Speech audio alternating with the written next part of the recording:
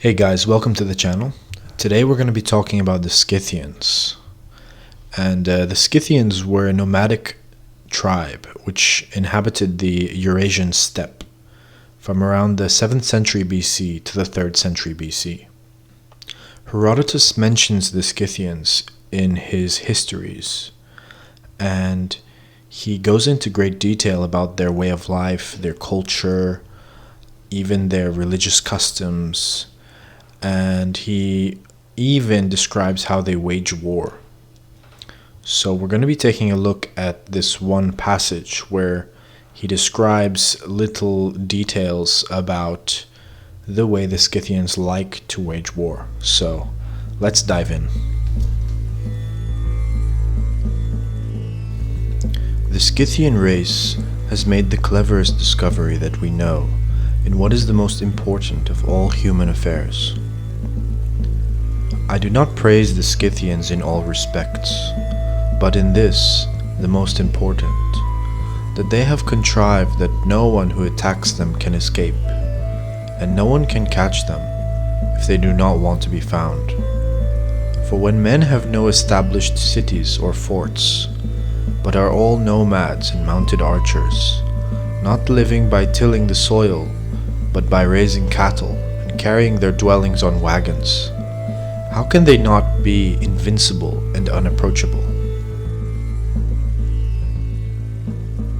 As to war, these are their customs. A Scythian drinks the blood of the first man whom he has taken down.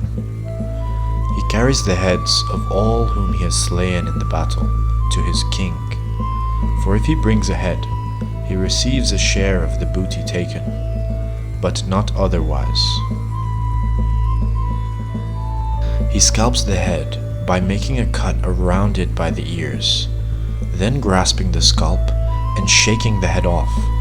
Then he scrapes out the flesh with the rib of a steer and kneads the skin with his hands, and having made it supple, he keeps it for a hand towel, fastening it to the bridle of his horse, which he himself rides, and taking pride in it. For he who has the most scalps for hand towels is judged the best man. Many Scythians even make garments to wear out of these scalps, sewing them together like coats of skin. Many too take off the skin, nails, and all from their dead enemies' right hands, and make coverings for their quivers. The human skin was, as it turned out, thick and shining, the brightest and whitest skin of all, one might say. Many flay the skin from the whole body too, and carry it about on horseback, stretched out on a wooden frame. The heads themselves, not all of them, but those of the bitterest enemies, they treat this way. Each saws off all the part beneath the eyebrows, and cleans the rest. If he is a poor man, then he covers the outside with a piece of raw hide, and so makes use of it. But if he is rich, he covers the head with the raw hide, and gilds the inside of it, and uses it for a drinking cup. Such a cup a man also makes out of the head of his own kinsman, with whom he has been feuding, and whom he has defeated in single combat before the king. And if guests whom he honors visit him, he will serve them with these heads, and show how the dead were his kinsfolk who fought him and were beaten by him. This they call manly valor. Furthermore, once a year, each governor of a province brews a bowl of wine in his own province, which those Scythians who have slain enemies drink.